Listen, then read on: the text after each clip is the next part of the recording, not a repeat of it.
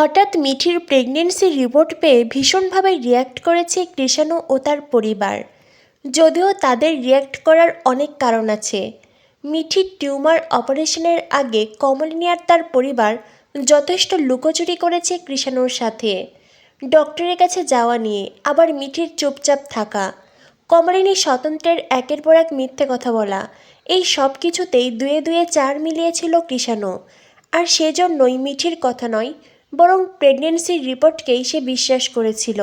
তবে পরে ঠান্ডা মাথায় সবটা ভেবে কৃষাণু বুঝতে পেরেছে এই প্রেগনেন্সির রিপোর্ট মিথ্যে। মিঠি সত্যি কথা বলছে, আর কেউ ষড়যন্ত্র করে ইচ্ছে করে এই প্রেগনেন্সির রিপোর্ট তার গয়নার ব্যাগে ভরে দিয়েছিল। আর এইটা ভেবেই কৃষাণু মিঠিকে ফিরিয়ে নিতে আসে। কিন্তু মিঠি আর কমলিনীর পুরো পরিবার কৃষাণুকে খালি হাতে ফিরিয়ে দেয়। মিঠি কৃষাণুকে সাফ জানিয়ে দেয়, যারা অবিশ্বাস করেছে যে এই পরিবারে সে সম্মান পায়নি, সেখানে আর সে ফিরতে চায় না। কৃষাণুর সাথে নিজের জীবনটাকে জড়িয়ে নিজেকে অসম্মান করতে চায় না। এখন প্রশ্ন হলো, এই যে মিঠি নিজের ইগো, নিজের জেদ দেখিয়ে কৃষাণুকে ফিরিয়ে দিল, এটা কি যথার্থ?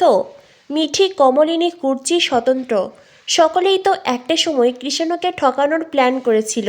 মিঠি যখন জেনেছিল সে প্রেগনেন্ট, সে তো কৃষাণুকে কথাটা জানায়নি, বরং মিঠি তার মায়ের প্ল্যানে বাচ্চার জন্ম দিয়ে পুরো বিষয়টা গোপন করে কৃষাণুকে বিয়ে করার পরিকল্পনা করেছিল। মিঠির সৌভাগ্য যে শেষ অবধি প্রেগনেন্সি মিথ্যা প্রমাণিত হয়েছে। তবে সত্যি সত্যিই যদি মিঠি প্রেগনেন্ট হতো, তবে কৃষাণুকে এই পুরো পরিবার মিলে খুব ভয়ঙ্করভাবে ঠকাতো।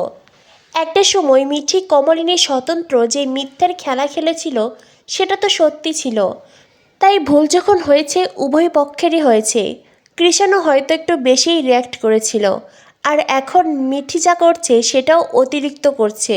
তো বন্ধুরা, তোমাদের কি মনে হয় আত্মমর্যাদার নামে মিঠি যেটা করছে সেটা কি ঠিক করছে, নাকি কৃষাণুর মতন ছেলেকে ডিভোর্স দেওয়াটাই মিঠির জন্য সঠিক সিদ্ধান্ত? অবশ্যই কমেন্ট করে জানিয়ে দিও।